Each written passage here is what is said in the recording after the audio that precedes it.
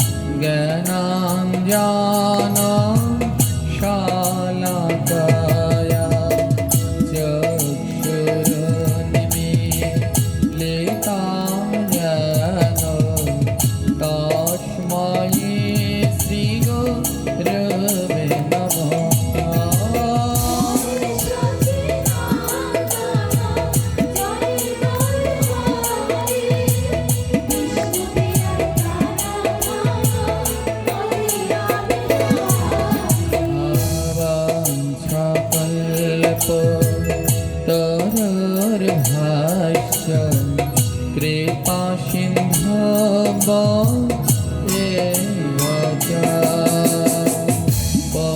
पतितानां पावनेभ्यो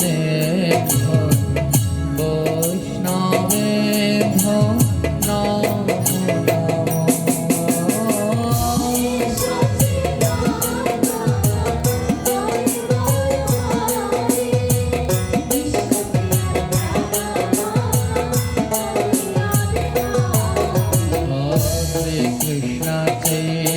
সকলে প্রভু নিত্যানন্দ শ্রী আদর গদাধর শ্রীবাসাদি গৌরভক্ত হরে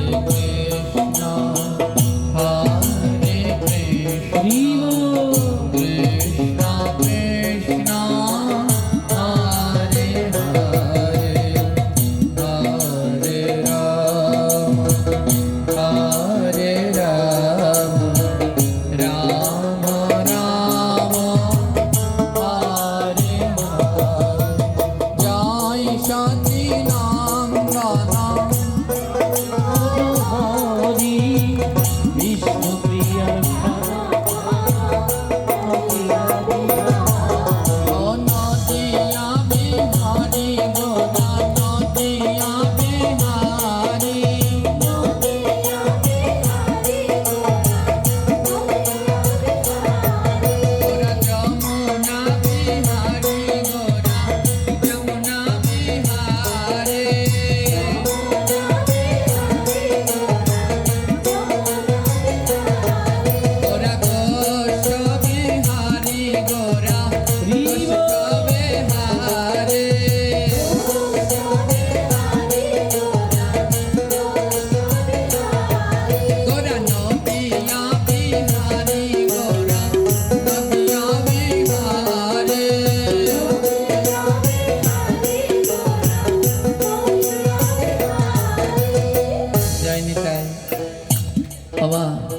এই গৌরের নাম নিলে কি পাপ হয়? জেরে বলবেন, পাপ হয়? কেন নিচ্ছেন না? হ্যাঁ, গ্রহণ তো কি বললেন, বড় ধ্যান দিন। সহস্রবার কৃষ্ণ নাম যে ফল হয়, একবারে রাধা নামে তাহার অধিক লাভ। 1000 বার কৃষ্ণ কৃষ্ণ কৃষ্ণ বললে যে ফল পাওয়া যায়, আর একবার যদি বলেন রাধা তাহলে সেই ফল পাওয়া যায়। বলুন না রাধে রাধে। আবার পরে কি বললেন? সহস্রবার রাধা নামে যেই ফল হয়, একবারে গৌর নামে তাহার অধিক লয়।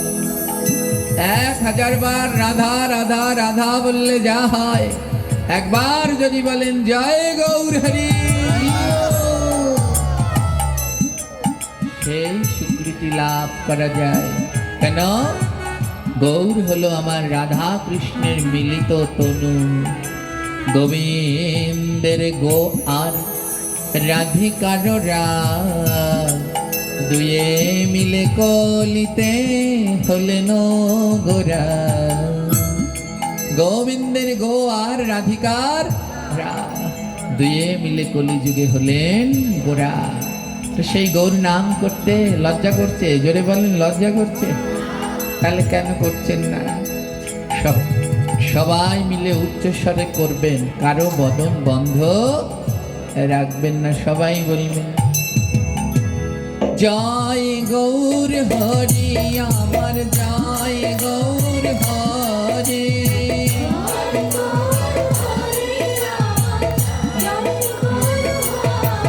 তোরা নদিয়া বিহারি আমার, নদিয়া বিহারে।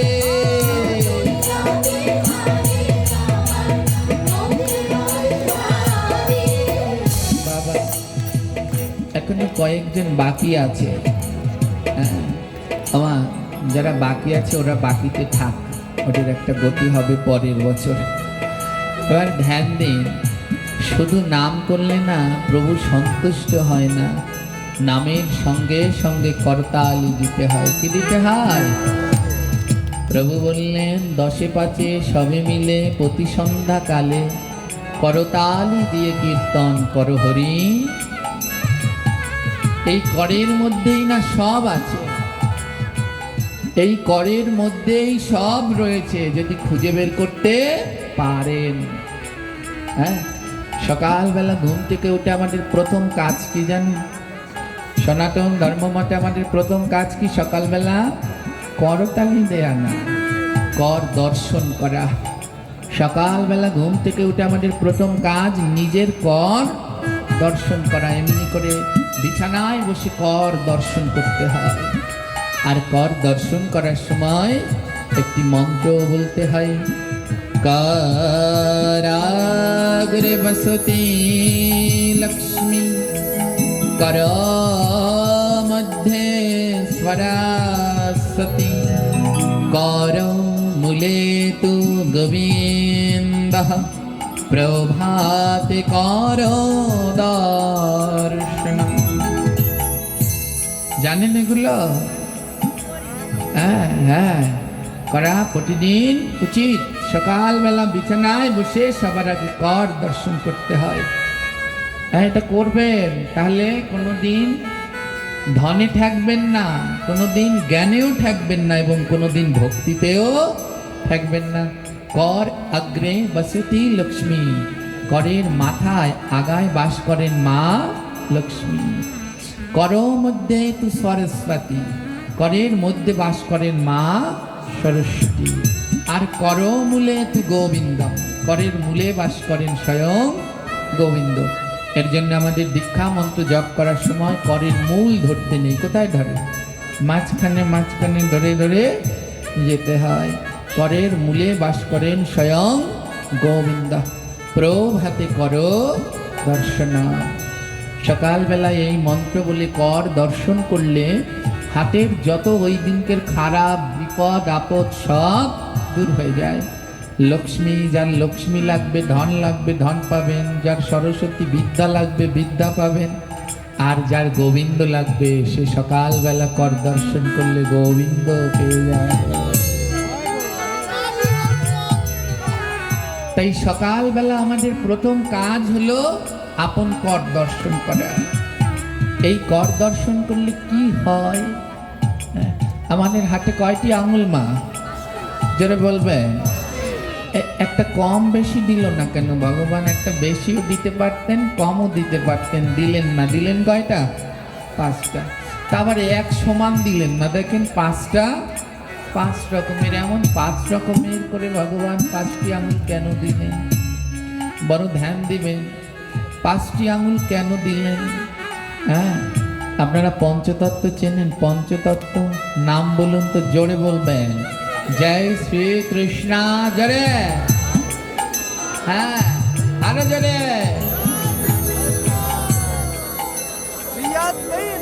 হ্যাঁ, শিবা সাদি গৌর ভক্ত 5জন।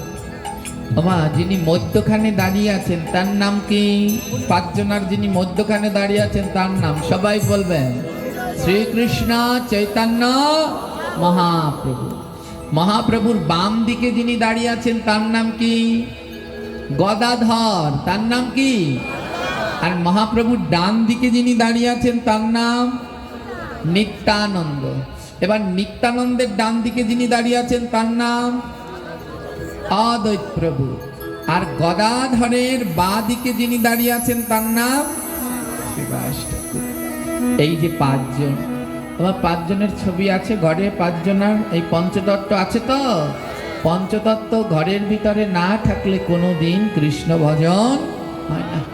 ঠাকুর ঘরের ভিতরে যেই চিত্রপটটি সবার আগে লাগবে সেটা হলো পঞ্চতত্ত্ব।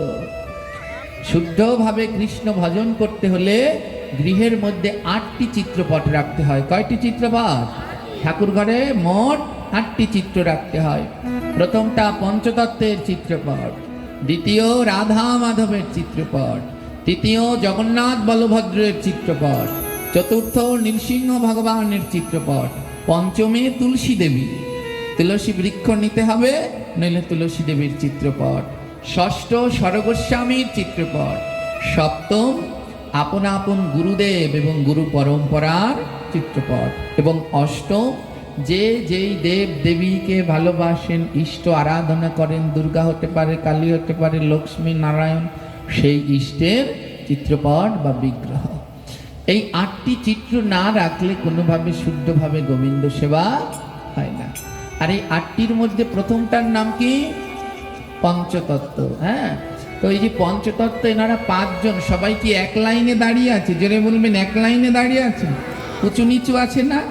একজন সব থেকে উঁচুতে, তারপরে একটু খাটো, তারপরে একটু খাটো, এমনি করে দাঁড়ায় তো 5 জন। এই যে হাতের ভিতরে 5টা আঙুল দেখছেন, তাহলে স্বয়ং পঞ্চতত্ত্ব।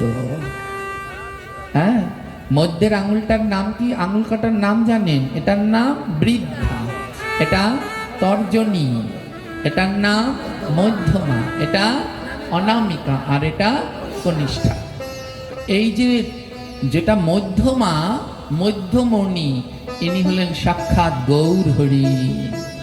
হ্যাঁ, আর মহাপ্রভুর বাম দিকে যিনি থাকেন তিনি হলেন অদ্বৈত। মহাপ্রভুর বাম দিকে যিনি থাকেন তিনি হলো গদাধর। তাই দেখুন, গদাধরকে, যিনি কৃষ্ণ ছিলেন তিনি হলেন চৈতন্য। আর রাধারানীর 2 অংশ, এক অংশ কৃষ্ণের সাথে মিলে হলেন গৌর, আরেক অংশ হলেন গদাধর। তাই গদাধর হলেন রাধারানীর রূপ। তাই মধ্যে যে আঙুলটা, এটা শ্রীকৃষ্ণ চৈতন্য। দেখেন, এর থেকে বাম দিকের আঙুলটা একটুখানি খাটো, এ হলেন স্বয়ং গদাধর, মহাপ্রভুর বাম দিকে থাকেন। আর গদাধরের থেকে একটু খাটো হলো তর্জনী আঙুল, এ হলো স্বয়ং নিতাই, একে নিত্যানন্দ। এই 5টি আঙুল খুব ধ্যান দেবেন। 5টা আঙুলের সাইজও আবার আলাদা আলাদা। হ্যাঁ, এই আঙুলের ডান দিকে তর্জনী আঙুলটাকে, জোরে বলবেন, নিতাই। নিতাইকে মা, নিত্যানন্দকে, নিত্যানন্দকে কি বলা হয়? গুরু। নিত্যানন্দকে কি বলা হয়? গুরু। আমরা বলি না, নিত্যানন্দ জগদ্গুরু গৌর বাঞ্ছা কল্পতরু।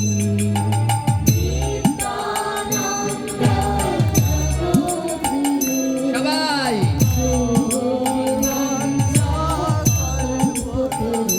ও নিত্যানন্দ জগদ্গুরু গৌরবঞ্চা কল্পতরু নিত্যানন্দ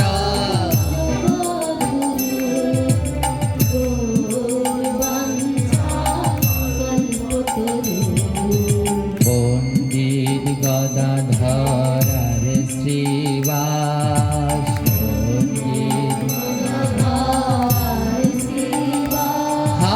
পণ্ডিত গদাধর শ্রীবাস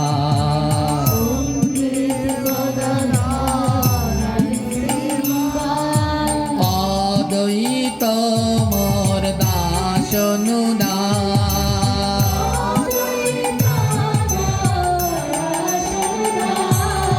নিত্যানন্দ জগদ্গুরু গৌরবঞ্চা কল্পতরু বলো নিত্যানন্দ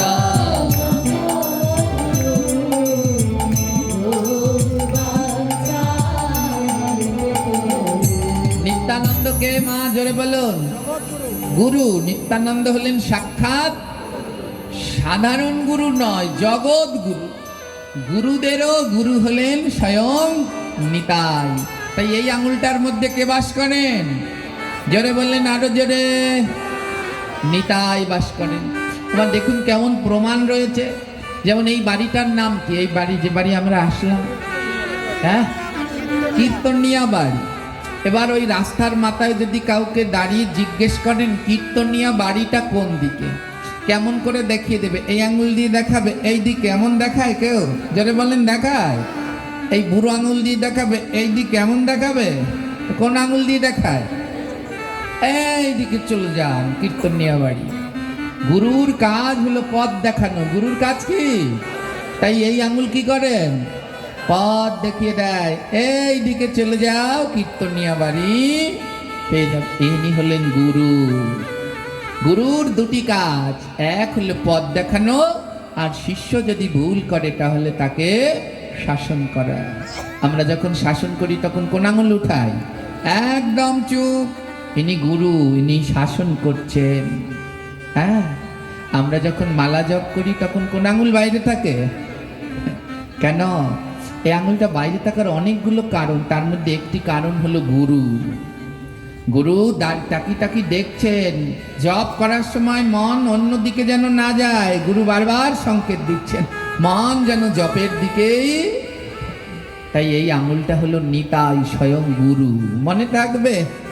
হ্যাঁ, এই আঙুলটায় কে বাস করেন? তাই ইনি পথ দেখিয়ে দেন। এই আঙুলটায় কে বাস করেন? জোরে বলবেন। পিছনের দিকের মায়েরা বলছেন না কেন? জোরে বলুন। রাগ হয়েছেন মায়েরা? হ্যাঁ, শ্রীকৃষ্ণ চৈতন্য মহাপ্রভু। সবাই বলেন শ্রীকৃষ্ণ চৈতন্য। এই আঙুলটায় কে বাস করেন? গদাধর। কে বাস করেন? এই গেল তিনটা। এবার দেখুন, এই যে নিতাইয়ের পাশে একজন থাকেন, হ্যাঁ, দাড়ি টাড়ি একেবারে পেকে সাদা হয়ে গেছেন। এনার নাম কি? অদ্বৈত। এনাকে বলা হয় কি জানেন? শান্তিপুরের বুড়া ঠাকুর।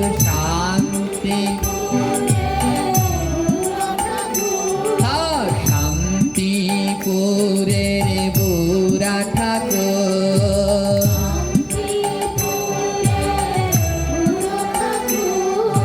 গঙ্গা জলে তুলসী দিয়া,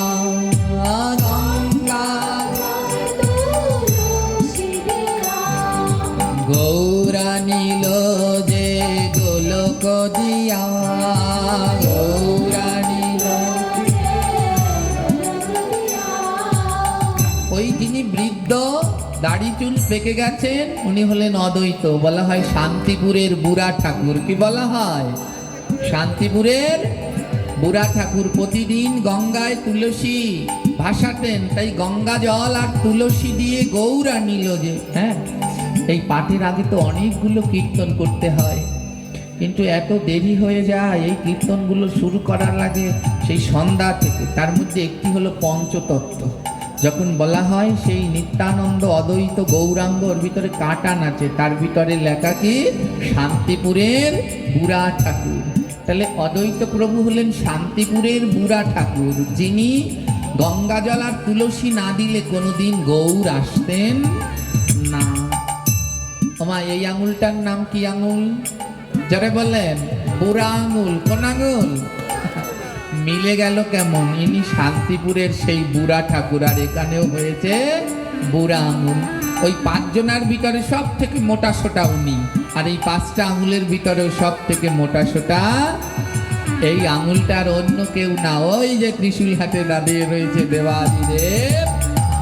আরে উনি বাস করেন এই আঙুলের ভিতরে।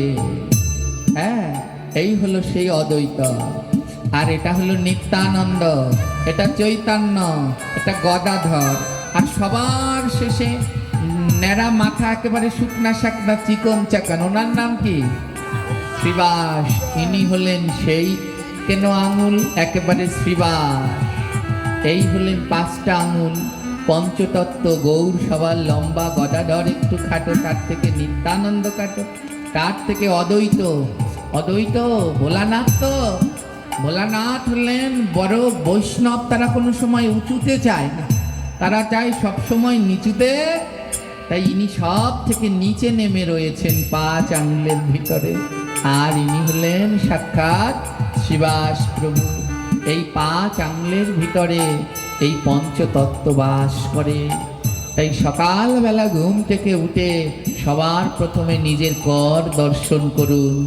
যদি পান, এখানেই পাঁচজনার দর্শন পেয়ে যাবেন। গৌর হরি বল। এবার ধ্যান দিন। এবার আমি জিজ্ঞেস করি, এই আঙুলটায় কে বাস করেন? জোরে বলবেন, মুখস্থ করেন নিন। এটাই কে বাস করেন? অদ্বৈত। এটাই কে বাস করেন? আমা। এবার এই আঙুল দিয়ে যদি কোনো পাপ করে, তাহলে সেই পাপ কাকে করানো হচ্ছে?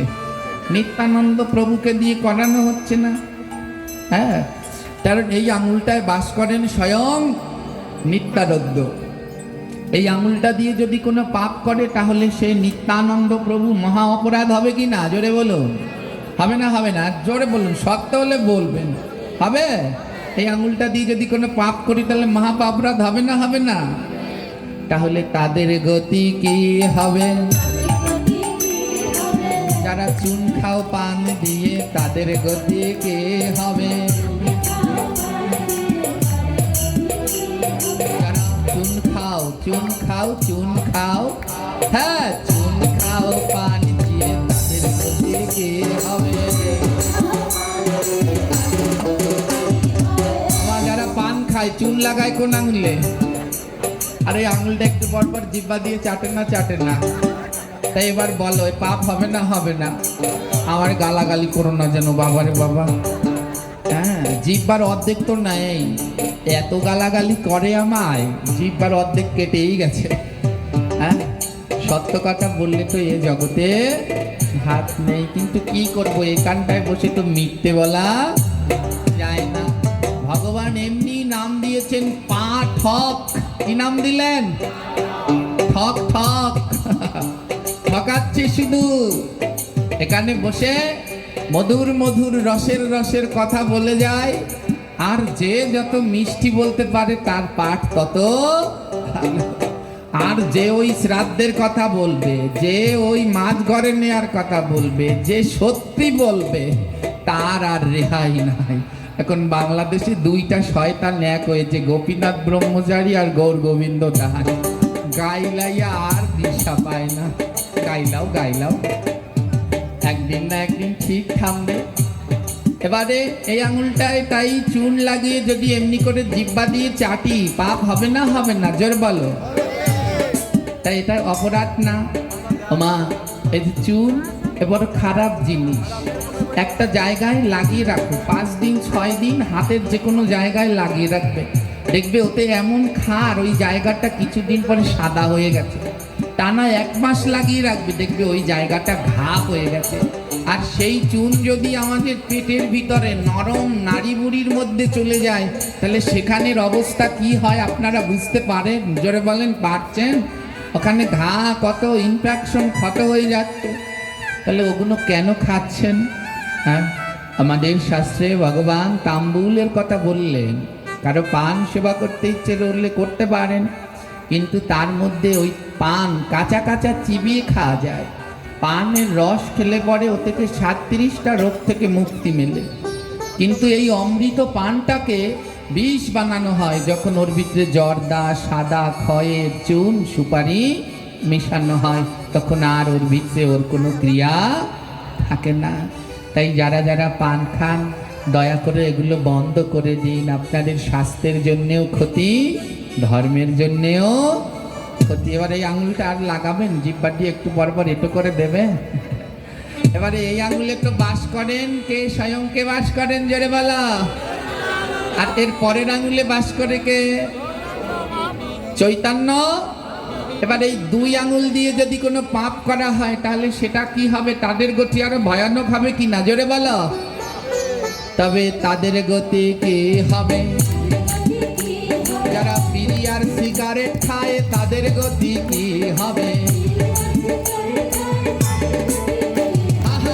বিড়ি আর সিগারেট খায়, হ্যাঁ, বিড়ি আর সিগারেট খায়, তাদের গতি কি হবে? যদি এ চৈতন্য হয়, এ নিত্যানন্দ হয়, আর এই দুই আঙুলের মধ্যে রেখে যারা বিড়ি সিগারেট খায়, তবে তাদের গতি কি হবে? ওটা খাওয়া ভালো, বিড়ি সিগারেট স্বাস্থ্যের জন্য ভালো। জোরে বলো। হ্যাঁ, বাদ দিয়ে দাও বাবা, এগুলো খেও না। যারা যারা খাও বাদ দিয়ে দাও, স্বাস্থ্যের জন্য ক্ষতি, ধর্মের জন্যেও ক্ষতি। সমস্ত নেশা জাতীয় দ্রব্য বর্জন করতে হবে। এ যেমন স্বাস্থ্যকে দিন দিন নষ্ট করে দেয়, তদ্রূপ ধর্মকেও দিন দিন নষ্ট করে দেয়। এত সুন্দর ভগবান আঙুল করগুলো দিলেন কিসের জন্যে? গোবিন্দের প্রসাদ পাবে। এই করে গোবিন্দের প্রসাদ পাবে। গুরুদেবের দেয়া মন্ত্র জপ করবে, করতালি দিবে, সাধুগুরু বৈষ্ণবের চরণ দুলা গ্রহণ করবে। আর সেই কর দিয়ে কি অখাদ্য খাচ্ছি, নেশা খাচ্ছি, কত কি করছি। এই সুন্দর জীবনটাকে সুন্দর করে কাজে লাগাও, তাহলে এই জীবনটা ধন্য। আজ নেশা করে করে জীবনকে ধ্বংস করে দিচ্ছে। কত ফ্যামিলিতে কত অশান্তি এই নেশা নেশা নিয়ে, ঠিক কি না?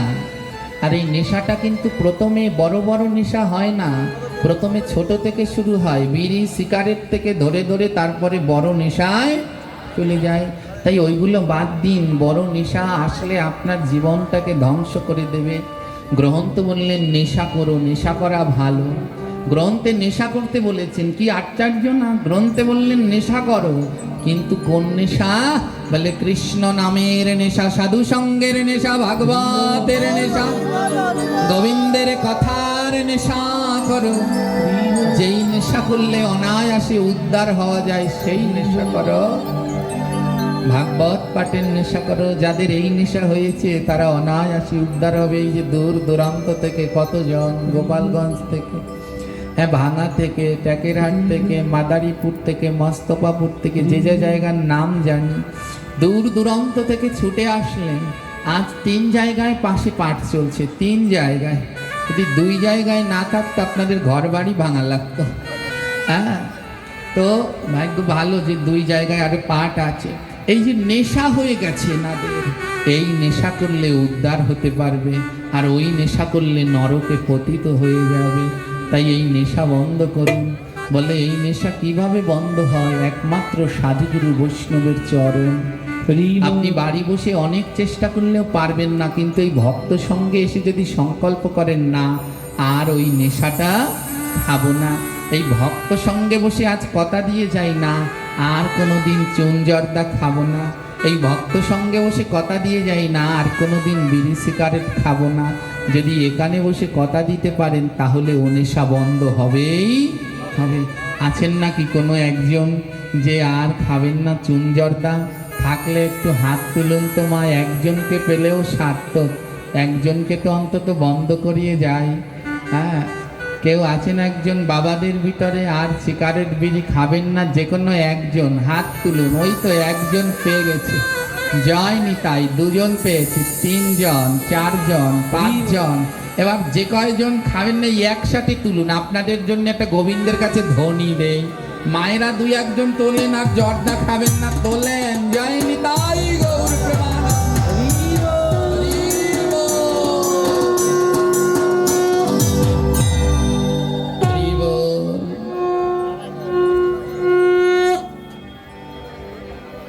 একদিন নৈমি